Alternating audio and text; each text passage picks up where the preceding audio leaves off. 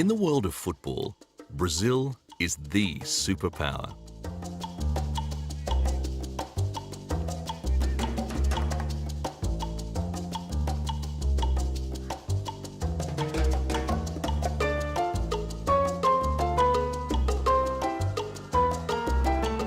Thousands turn out just to watch them train. Today's Brazilian team contains superstars like Ronaldinho, Kaká, and Robinho. In Brazil, football is in the blood, and it has been like this for generations. From the beaches of Rio to the back streets of Sao Paulo, there is always some sort of game going on. This passion for the game has produced many champions. But there is only one man who is known as the king of football, Pelé.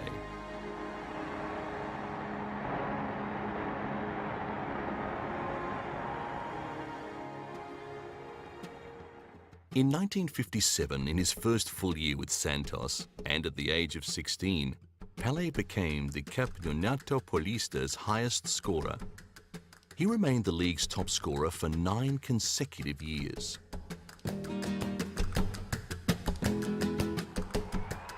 The 1958 World Cup in Sweden, and immediately the young Pelé was in Brazil's national team. My first World Cup, I was 17 years old, was a beautiful history because 8 years before, Brazil lost for Uruguay, the World Cup in the 50s. And my father was crying, with a lot of Brazilians there. And then my father used to say, oh, men should be strong, men doesn't cry. Then I saw my father cry when Brazil lost the game. Then I told him, Father, no, don't worry, I'm gonna win one World Cup for you, don't worry. I was 9 to 10 years old. Then 8 years late, I was in Sweden with Brazil with 17 years old. Brazil won the World Cup. That's a gift for God because I don't know why I promised to my father. It was Brazil's first World Cup, with Pelé scoring twice in the final against the host nation. In 1962 in Chile, Brazil won the World Cup for a second time. By now, Pelé at the age of 21 was an international star, and he was targeted with rough treatment. After scoring in the first game against Mexico, injury limited his contribution. Just 4 months before his World Cup campaign in 1966, Pelé and his new bride, Rosemary, arrived in Germany. So great was Pelé's international reputation that the couple were dogged by journalists.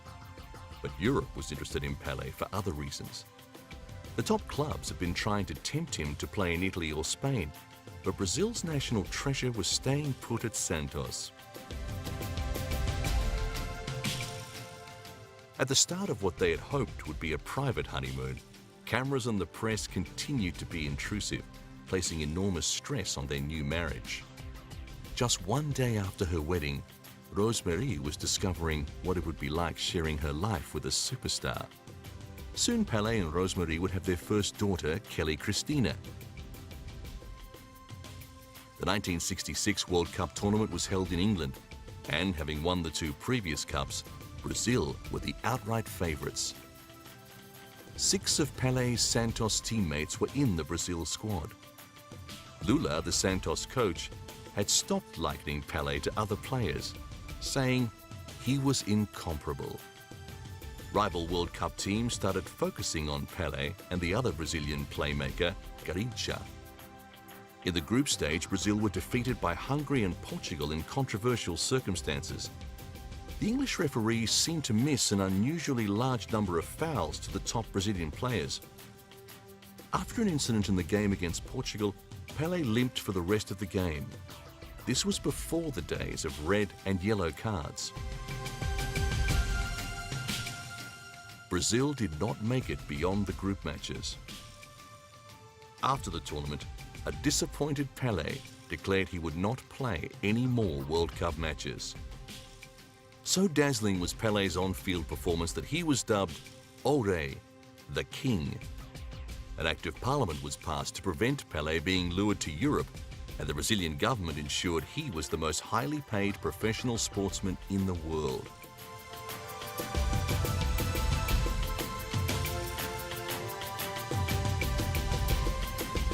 A wax effigy of Pele was displayed in London, and he found himself moving in exalted circles. To this day, heads of state and politicians are still keen to meet the legend. And because he was so widely known as the King, crowning ceremonies became part of Pele's ceremonial life. Museums around the world have different versions of Pele's crown. Now Santos were touring the world during breaks in the domestic season to play exhibition matches. The effect of these games was astonishing. During the Nigerian Civil War, a truce was declared so that people could safely see Pele play. The United Nations was starting to take notice, especially as Pele had an affinity with the young. But not all the exhibition matches were triumphs. A friendly game played at El Campan Stadium in Bogota resulted in a melee, with Pele being sent off. This sparked a riot in the crowd who had come to see Pele play. Officials sent the referee off and reinstated Pele.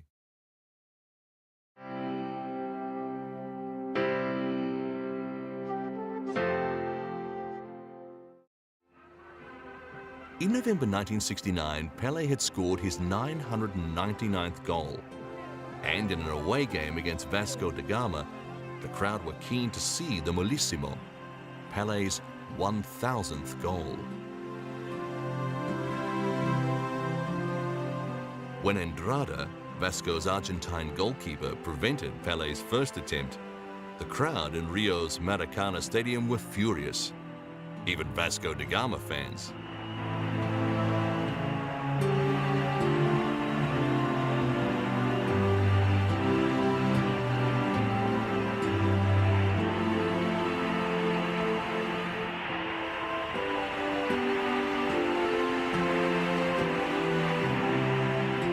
At half-time, Santos were down 1-0, and Pele remained scoreless.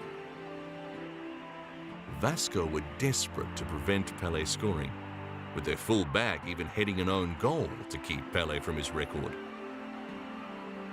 Scores were now level. But after Pele was brought down in front of goal, the referee pointed to the spot, and history was made. 80,000 fans were jubilant. Both Vasco and Santos supporters acknowledged the king of football. High fences around the ground prevented spectators invading the pitch, but there were so many journalists and photographers there to record the moment that Pele was swamped. Across Brazil, people would remember where they were for the Molissimo. In the second half of 1969, the Brazilian team was back into qualifying matches for the upcoming World Cup. The final match of the South American qualifying round was against Paraguay, in front of a home crowd in the Maracana Stadium. Though Brazil was undefeated in the qualifiers, Paraguay was just one game down, and a loss for the home side would see the two teams on equal points with the need for a playoff match. The crowd of 183,341 remains a world record attendance for a qualifying game. Brazil would be happy with a draw, but Paraguay needed to win to force a deciding extra game. At this time, only 16 teams could make it to the finals tournament, with England as the current cup holders and Mexico as the next host nation, both guaranteed positions. The contenders were playing for only 14 spots. At halftime, neither side had managed to score. As the second half got underway, the light was fading. Finally, in the 78th minute, Gerson on the left made a shot on goal that bounces off the goalkeeper and is put away by Pele.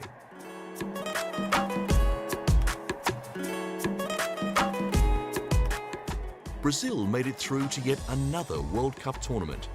To this day, it remains the only team to have been at every final series.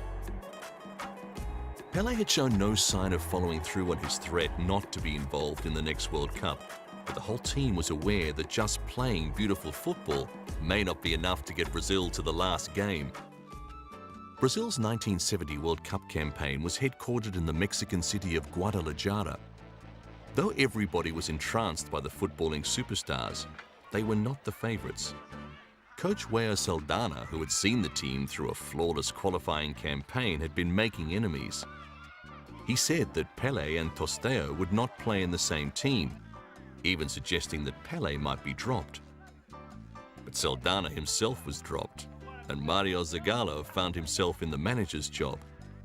At first he was reluctant to make any changes that would adversely affect public opinion. The turmoil generated by the last-minute coaching changes left the team looking vulnerable. This actually worked to Brazil's advantage. Years later, Pelé discussed the pressure that comes with being the front runner. Normally, I don't like to be the favor, because always when the team is the favorite team to the everyone, they have a problem. I think if the World Cup was today, Brazil has a big chance to win the World Cup because they have a good team. But to be the favor, I don't feel comfortable because every time in my life where I saw the team come to the World Cup as a favorite team, they lost. Mario Zagallo managed to develop a disciplined team that still left room for individual flair. The world had glimpsed his tactical creativity when, as a player, he changed the role of the midfielder to an attacking player. But it was widely believed that the defence was weak, and Brazilians had little faith in the squad's goalkeepers. Playing alongside Pelé was Tostão. He regarded Pelé as a kindred spirit and had an understanding about where he would be. Jairzinho was another attacking player in an attacking team. He had just recovered from a twice broken right leg. Pelé was concerned about avoiding injury. Rough treatment had plagued his two previous World Cups. The tournament in Mexico would use a new system of yellow and red cards to make absolutely clear when a player was warned or sent off. In addition to his on-field and training duties, Pelé was now having to devote time to his young fans. He was good at this. In the month before competition started, Brazil played an unofficial friendly match against a combined team from Guadalajara city.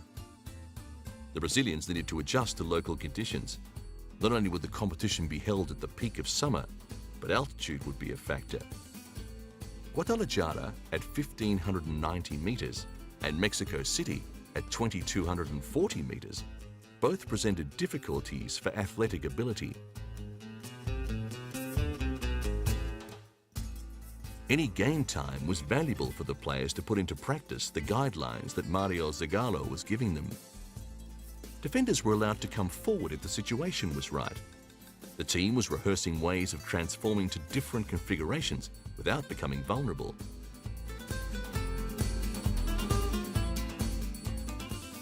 Brazil would be in Group C with Czechoslovakia, Romania, and the big threat England, the defending champions. The crowd at the Estadio Jalisco watched in awe as Zagallo's system kicked into action. The well-drilled team that still made allowance for players of genius was being watched closely by other World Cup teams too.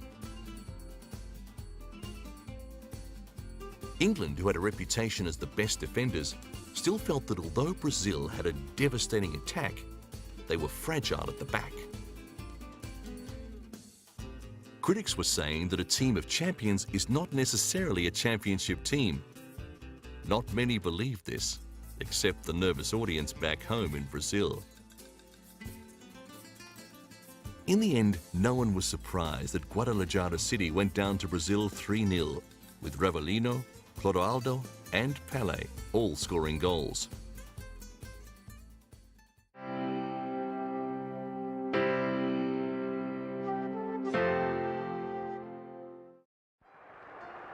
Early in the group phase, Brazil met England. Satellite technology now meant games could be televised internationally. Matches against European teams started at midday to suit European viewers. England started confidently with several long-range shots that tested goalkeeper Felix Miele. Soon came a moment that lives in the memories of all who saw it. Pelé's shot on goal was perfect, but Gordon Banks's reflex save was better. Then at the other end, Lee's header was saved.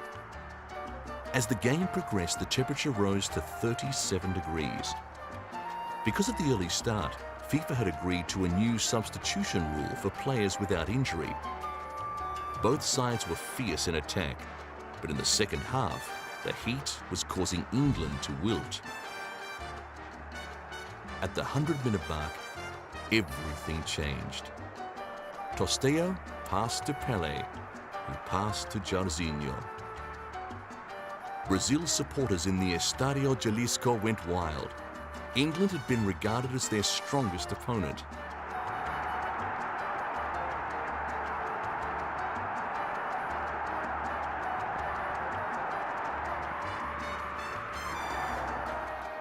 But England were not finished.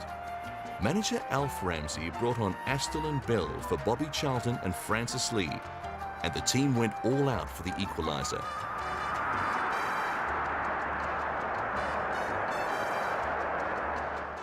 Though they had chances, England just kept shooting wide. Brazil kept trying for some insurance, but in the end, Jairzinho's goal was the only score. In the final, Brazil dominated against a tired Italy. They triumphed 4-1.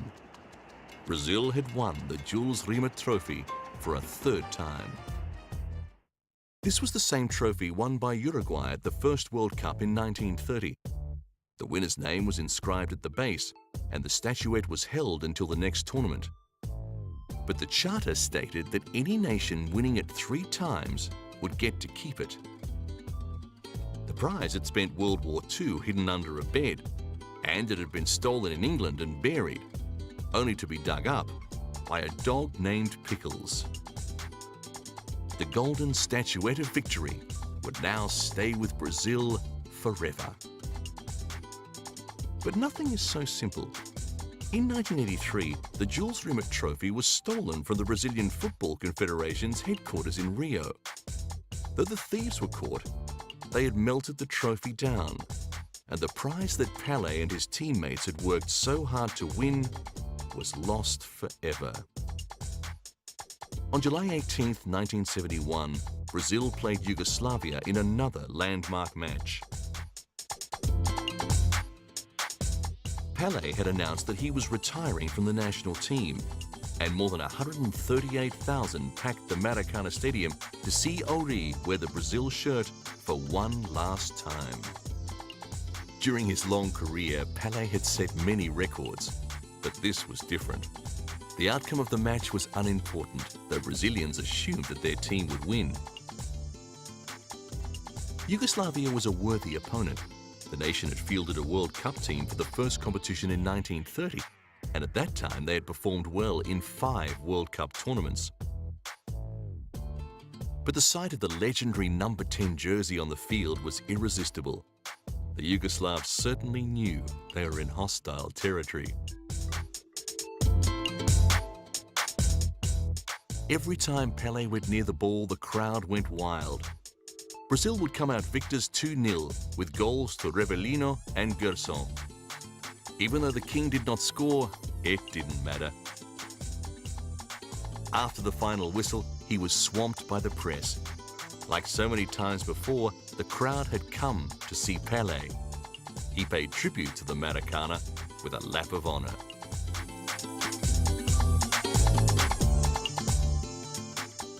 It was said that he couldn't score because of the tears in his eyes.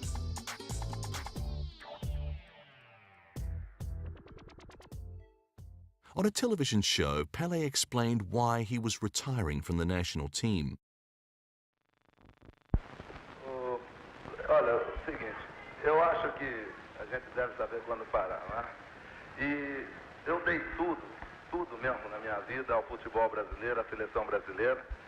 E entendi que agora, depois do tricampeonato, chegou a hora de eu deixar, entende? Eu completei 30 anos agora, não alcançaria chegar a outra Copa do Mundo, que é em 74 na Alemanha.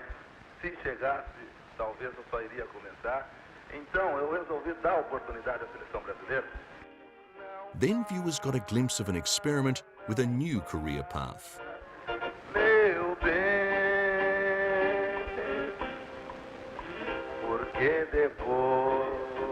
porque depois perdão não tem.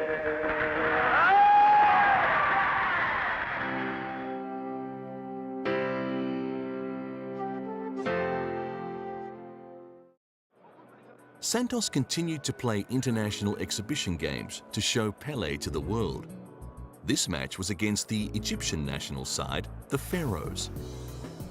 Pelé was still playing well and he could still draw a crowd. Never has a player been so strongly associated with one club. Pelé had helped to make Santos a dominant force in football, and Santos had made Pelé the best paid sportsman of his day. Yet there were problems with the king's finances. Unscrupulous business associates had sent him broke once, and Santos had helped him re-establish himself. Pelé now had investments in a range of places to ensure against any recurrence of his previous money problems. He was also guaranteed a share of the proceeds from Santos's off-season tours around the world, and he was starting to look beyond playing to the next stage of his life. A sportsman's playing career is necessarily short, and Pelé recognized that he was slowing down. Playing exhibition matches in distant places was one thing, but he did not want his adoring public in Brazil to see him struggling against quality opposition. When Pelé joined them, Santos was struggling, but thanks to him, the club had built a solid base. Today, it remains a force in Brazilian football. Santos beat the Pharaohs 5-0. One of Santos's more interesting exhibition games was against the Chicago All-Stars from the newly formed North American Soccer League. The Latino community had turned out in force to see their hero, and he didn't let them down. The game was an eye-opener for all concerned. Though the crowd of 14,000 was small by Brazilian standards, it was beyond anything that the organizers had hoped for, and the rockstar response that Pelé got made Americans sit up and take notice. Head of the NASL was Phil Woosnam, a former West Ham United player. He needed stars like Pelé to lift the profile of soccer in the US, and he made the king a lucrative offer. But Pelé was now looking toward retirement and decline. He would not finish his career playing on AstroTurf. To avoid being mobbed, Pelé was summoned from the field early.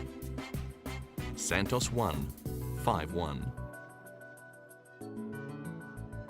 After Pelé finally retired from Santos in 1973, he started on a project that remains close to his heart to this day. He began a series of training clinics around the world. He said, "I want to bring soccer to the countries where it is undeveloped." He was passionate about this, and he knew his fame would attract big numbers.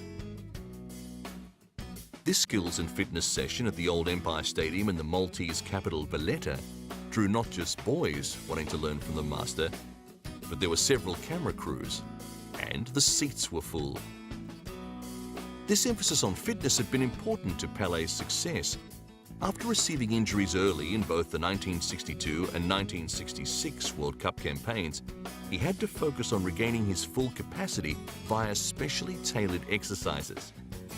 But he understood that front-runners would also get more injuries, many of them not accidental.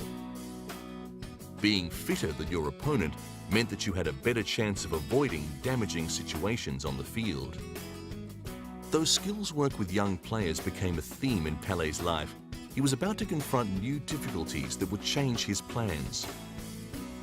As a minor shareholder in a rubber company, he had signed a document making him responsible for a corporate bank loan that had gone bad. For a second time, Pelé faced bankruptcy. soon he and Rosemary were in New York signing a contract worth $4.5 million to play for the Cosmos in the NASL. This was a huge advance for the game in the US, but the people of Brazil were outraged that their hero had sold out to the Americans. However, Pelé had driven a hard bargain. Cosmos owners Warner Communications, as part of the deal, had agreed to establishing a football school for poor children in the Santos area. By the time the king ran onto the field wearing green and white, it was revealed that he had also insisted on a Brazilian-US program for the exchange of coaching expertise across a range of sports. The New York Cosmos were investing in big names. Germany's Franz Beckenbauer, the Kaiser, was also playing in green and white. Like Santos, New York Cosmos embarked on a series of high-profile exhibition matches. This one was against hard-hitting Italian team Lazio. Pelé's influence was now extending beyond his ability to score goals. He was one of a select few that started lifting the profile of the round ball game in the United States. But most of the players had taken positions at Cosmos late in their careers and soon realized that the standard was not all that good. Team harmony and discipline had fractured, with Brazilians only passing to Pelé and the few American players complaining about the domination of their English teammates. And the NASL was messing with the rules. Americans didn't like seeing drawn matches, so if a game was still even after extra time, one player starting from the 35-yard line would dribble toward goal in an attempt to beat the goalkeeper. For his first 2 seasons at the New York Cosmos, Pelé, though he was bringing fans through the turnstiles, was not able to make much of an impression on his new team's standings. Other teams in the North American League were reluctant to follow the Eastern club's lead and spend so lavishly on fading stars. Infighting within the team continued. It was as though the Cosmos was a team shaped by accountants, not by a strong and visionary coach. Pelé's enthusiasm dwindled, and he began fulfilling only the bare necessities of his contract. He was losing condition, and it looked as though his final year with New York would end in disgrace. But halfway through the season, a very sudden change of coach brought quick results. The match against Lazio was typical of Pelé's time with the Cosmos. Their games were well attended, with the giant stadium regularly seeing crowds of 40,000, but results were patchy. They lost to Lazio 3-2, and little was done to achieve long-term support for the game in the United States. With Pelé's playing days coming to an end, the Cosmos organized a tour so the world could say farewell to the king of football. I feel very, very, very sorry because I love soccer. And it's like a part of my life I lost. But it's very important when you stop in good shape, when you can't stop in good shape. Of course, I'm gonna miss a lot.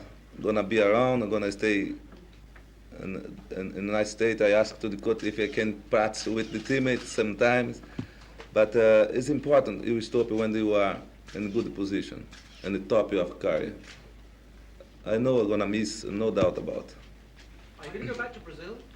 Yes, October I'm back to Brazil, and gonna do things there.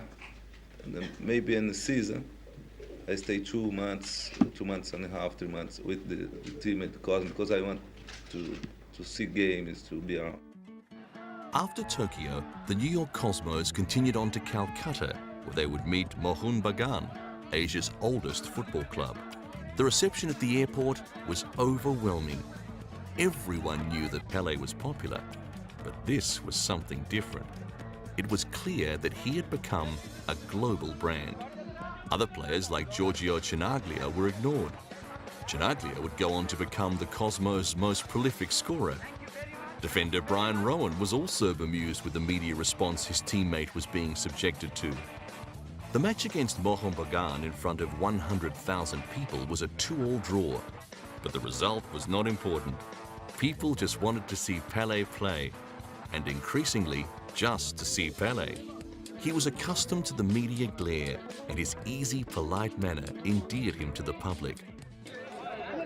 Always when they come in another country, foreign country, I try to make the people happy, because I know everybody is the same in life, you know? Then I love the people love me. But this was the end of his playing career, and he was uncertain about what to do next.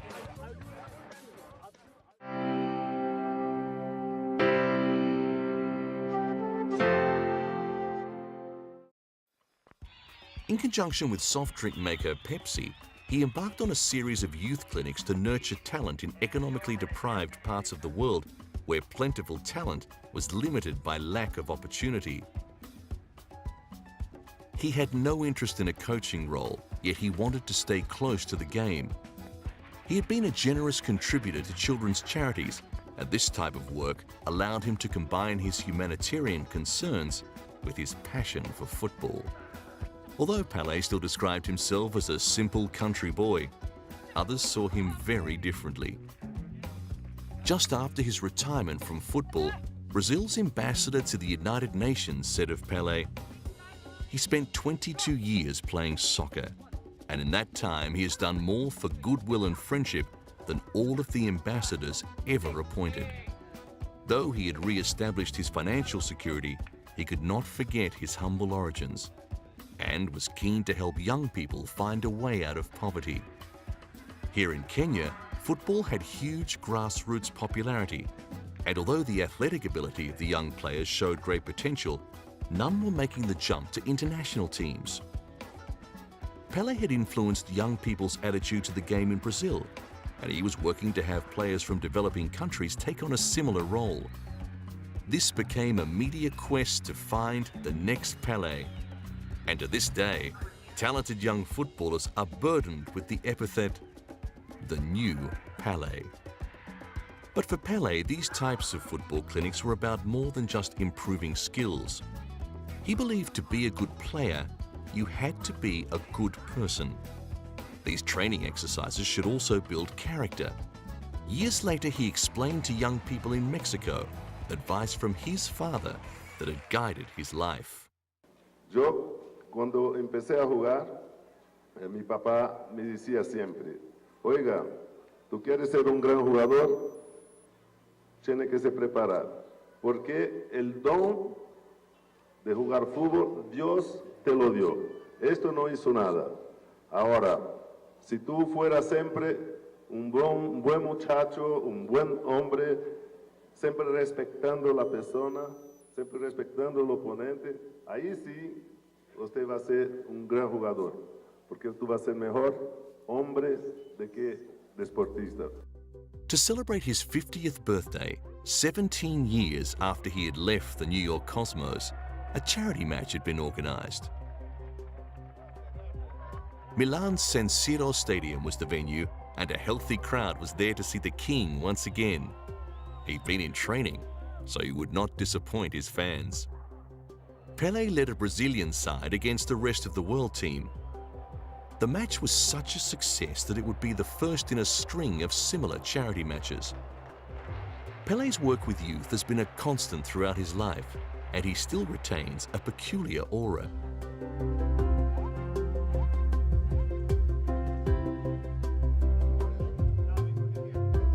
Even though these players were born long after his on-field career ended, they still know what he achieved and hold him in high regard.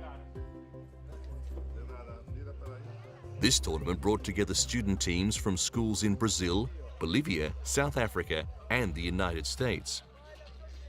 They experienced other styles of play, but the international contact was also promoting understanding, and the United Nations was taking note. Bom, eu sempre defendi, não é, a ideia de que o esporte é a melhor maneira e a maneira mais rápida, mais fácil de tirar as crianças das drogas, das ruas, não é? E é por isso que eu sempre, desde quando eu comecei, quando eu fui ministro, que eu defendia, entende, e pedia para todas as sociedades, para os governos, investir no esporte, porque o esporte, você tira a criança das drogas. Então é um caminho muito mais fácil. É por isso que todas as vezes que tem torneios infantis, juvenis, eu estou lá. Pode me convidar que eu estou indo. The emphasis is on football played to a high standard. Secondary benefits like tolerance and respect are instilled as part of the game. Es una gran satisfacción para, no solo para mí, sino para toda la gente que está aquí, especial para Tawichi, que yo creo que para cada uno de los jugadores de nuestro equipo es un ídolo y me da más ganas de jugar y salir campeón en este torneo, ¿no? For us, it's about learning experience and getting to know how other countries play football. The international popularity of football keeps Pele traveling for most of each year. He graciously does the ceremonial duties that go with the opening of new playing arenas like this one in northern Greece. He's keen to see local games and he always has his eye out for developing players. Because he sees so many young players, he has acted as talent spotter for English Premier League club Fulham. Pele's ability to attract publicity remains undiminished, and he cheerfully smiles and waves at the cameras and poses with fans. And there's always press conferences that give him the opportunity to spread the message of goodwill via football. As you know, the football is, the way to put people together. And today, the biggest family in the world is the family of football. FIFA has more associated than UNESCO than the ONU. In 1992, in Rio de Janeiro, a special tournament was organized between underprivileged children from Kenya and Brazil. But this was just an adjunct to a much larger event, the Rio Earth Summit. And Pele's role had changed as well. He was now acting as a UN ambassador for ecology and the environment. His travels had allowed him to see firsthand some of the problems experienced in the world's less developed areas. Pele's message was expanding. He had come from poor origins, and he instinctively understood the need to improve living standards around the world. But now he was linking this to the quality of the environment. His young audience had heard about ball handling skills outside. Now he was talking about clean water and clean air. This was a role he took seriously. During a meeting with the German Chancellor Gerhard Schröder, he returned to the environment. Tem uma mensagem muito importante para dar para todo mundo, que é o problema da água no mundo. Nós, daqui a 20 a 25 anos, podemos ter um grande problema de água em todo o mundo. E a FIFA está fazendo uma campanha, fazendo um movimento para chamar os jovens para maior proteção, que é uma coisa muito, muito importante. E eu fiquei feliz porque o chanceler disse que se precisasse dele, que ele estaria na campanha conosco para orientar as crianças para cuidar e se preocupar com o desperdício de água em todo o mundo. Finally, at a press conference in Paris, UNESCO did formally appoint Pele as a goodwill ambassador. In very many ways, Pelé can be a precious asset to our organization in promoting not simply sport, but the essential values of a sport, which are not so different from those of a culture of peace, that, as you know, is the most important program of UNESCO. And I thank you very much for accepting. Thank you. Thank you very much. In Brazil, Pele was making a different type of contribution. President Fernando Henrique Cardoso appointed him to the position of Extraordinary Minister for Sport. He used this position to curb corrupt practices in Brazilian football administration, introducing legislation that became known as the Pele Law. Just before the 1998 World Cup in Paris, FIFA announced the World Football Team of the 20th century. Present to receive the honor were Carlos Alberto, the captain of Brazil's 1970 World Cup team, Nilton Santos, defender in 3 Brazilian World Cup sides. Alfredo Di Stefano from Argentina. He played for River Plate and Real Madrid before a successful coaching career. And of course, Pele, still regarded as the best ever. Other players nominated included Johan Cruyff, Franz Beckenbauer, Diego Maradona, and Michael Platini. After the ceremonies, Pele was keen to air his ideas about the future of the game. What I fight, what I look is to the players participate more. What we like is a more democracy. I think Mr. Blatt know that. Everybody wants to change. I think they're going to change. All right.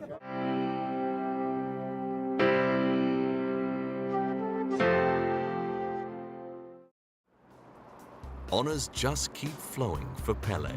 When the streets outside London's Buckingham Palace were festooned with Brazilian flags, it was to mark the awarding of a knighthood to Pele for his humanitarian work. Pele was now an honorary Knight Commander of the British Empire, and he was mobbed the following day at a function at Chelsea's Stamford Bridge home. Representatives from the British government said they liked the enthusiasm that Pele can generate, and that the integration of sport with community development helps to overcome inequality and disadvantage.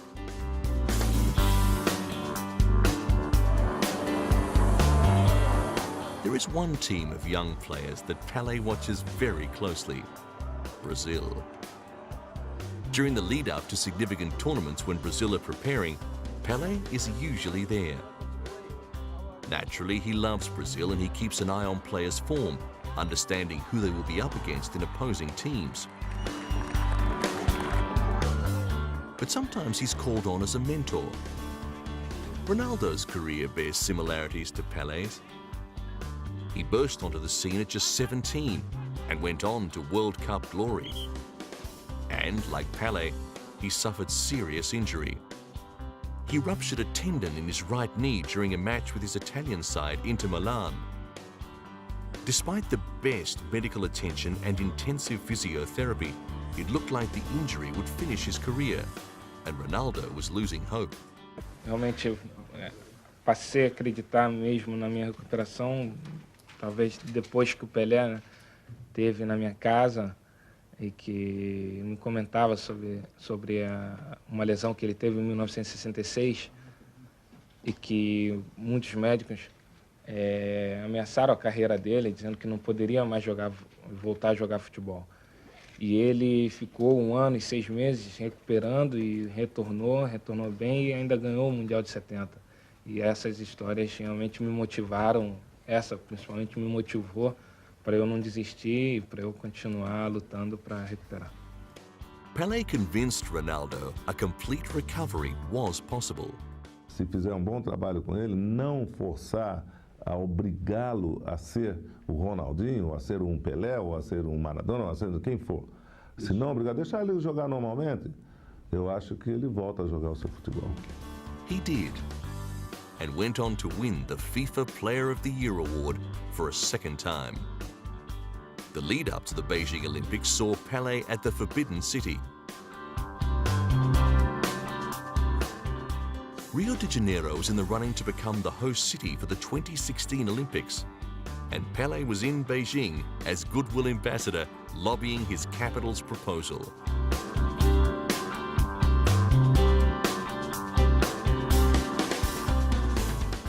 It's a big responsibility for me to represent all the players, all the sports, players in the world, and to be here to congratulate those heroes, those boys, and congratulate also the big success from the Olympics here.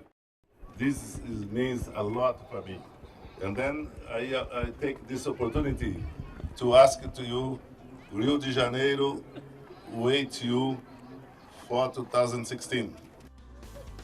The International Olympic Committee had shortlisted Rio along with Chicago, Madrid, and Tokyo.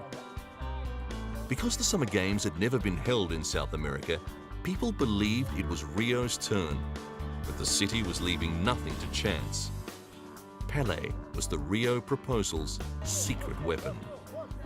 Para os meus amigos brasileiros, é uma responsabilidade muito grande estar aqui representando o nosso Brasil, lutando para conseguir a Olimpíada para o Rio de Janeiro, se Deus quiser, não só para o Rio de Janeiro, para o Brasil, mas para toda a América do Sul. Se Deus quiser, nós vamos conseguir. Começamos com a luta aqui e vamos seguir em frente. E eu fico feliz porque vocês veem que ainda o povo todo me respeita depois de todo tempo que eu parei de jogar futebol.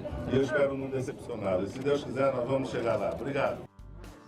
At another press conference during the Beijing Games, Pelé was back with a team and a slick presentation. Rio had tried for the Games in 1936, in 2004, and in 2012. And there was a feeling of inevitability building around this proposal. Having recently hosted the Pan American Games, Rio already had much of the sporting infrastructure in place, and the country's rapidly expanding economy meant that an Olympic budget was well within reach.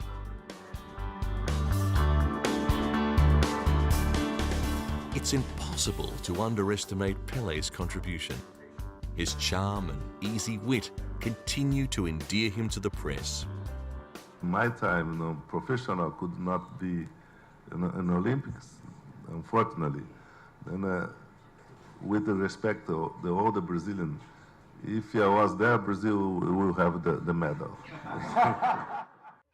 These days, presidents and prime ministers are happy to be seen with the man that retains the aura of the most skilled football player ever. His standing continues to grow through the responsible use of his popularity to advance concerns about underprivileged children and the environment.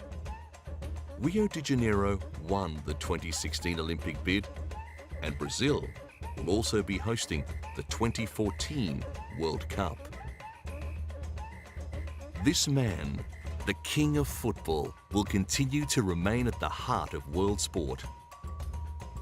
1,280 goals, 3 World Cups, top goal scorer in the Campeonato Paulista 11 times, 9 in consecutive years, 31 team trophies, FIFA World Cup Golden Ball, and the best player who has ever played the beautiful game.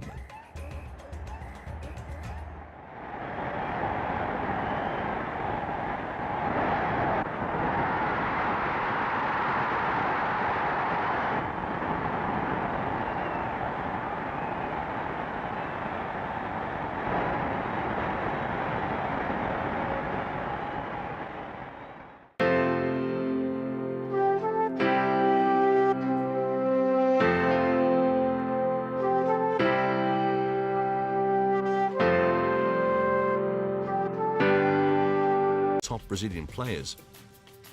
After an incident in the game against Portugal, Pelé limped for the rest of the game. This was before the days of red and yellow cards. Brazil did not make it beyond the group matches. After the tournament, a disappointed Pelé declared he would not play any more World Cup matches.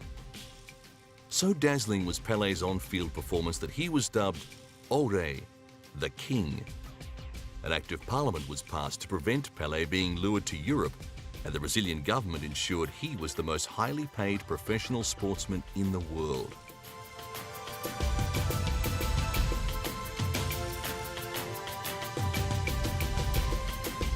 A wax effigy of Pelé was displayed in London, and he found himself moving in exalted circles.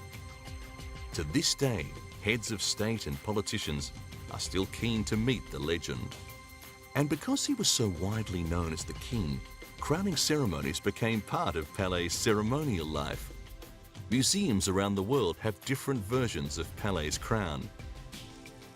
My father used to say, oh, man should be strong, man doesn't cry. Then I saw my father cry when Brazil lost the game.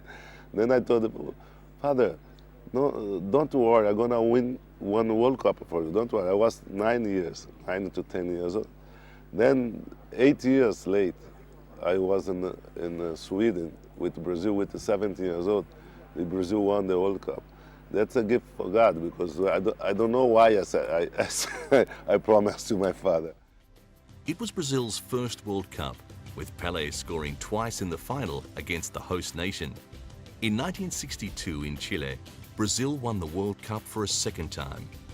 By now, Pelé, at the age of 21, was an international star, and he was targeted with rough treatment. After scoring in the first game against Mexico, injury limited his contribution. Just 4 months before his World Cup campaign in 1966, Pelé and his new bride, Rosemary, arrived in Germany. So great was Pelé's international reputation that the couple were dogged by journalists. But Europe was...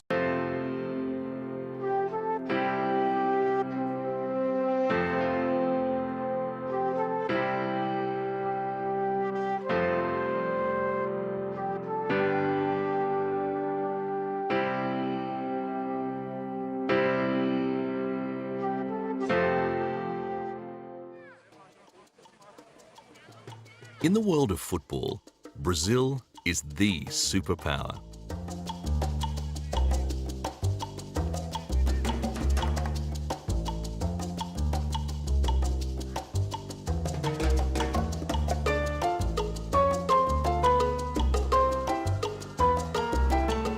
Thousands turn out just to watch them train.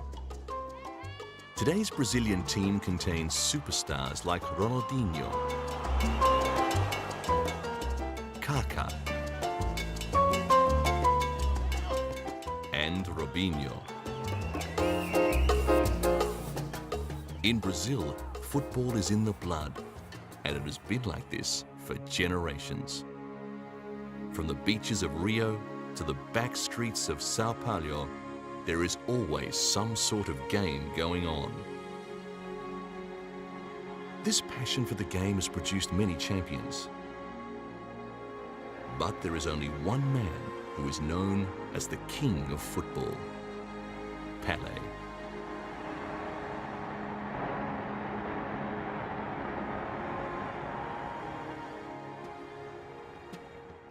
In 1957, in his first full year with Santos, and at the age of 16, Pelé became the Campeonato Paulista's highest scorer. He remained the league's top scorer for 9 consecutive years.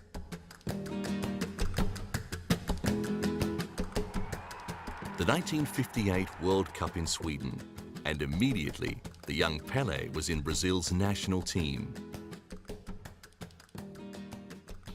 My first World Cup, I was 17 years old, was a beautiful history because 8 years before, Brazil lost for Uruguay, the World Cup in the 50s. And my father was crying, with a lot of Brazilians there. And then I was interested in Pelé for other reasons. The top clubs had been trying to tempt him to play in Italy or Spain, but Brazil's national treasure was staying put at Santos. At the start of what they had hoped would be a private honeymoon, cameras and the press continued to be intrusive, placing enormous stress on their new marriage. Just one day after her wedding, Rosemary was discovering what it would be like sharing her life with a superstar. Soon Pelé and Rosemary would have their first daughter, Kelly Cristina. The 1966 World Cup tournament was held in England, and having won the 2 previous cups, Brazil were the outright favourites. 6 of Pelé's Santos teammates were in the Brazil squad. Lula, the Santos coach, had stopped likening Pelé to other players, saying he was incomparable. Rival World Cup teams started focusing on Pelé and the other Brazilian playmaker, Garrincha. In the group stage, Brazil were defeated by Hungary and Portugal in controversial circumstances. The English referees seemed to miss an unusually large number of fouls to the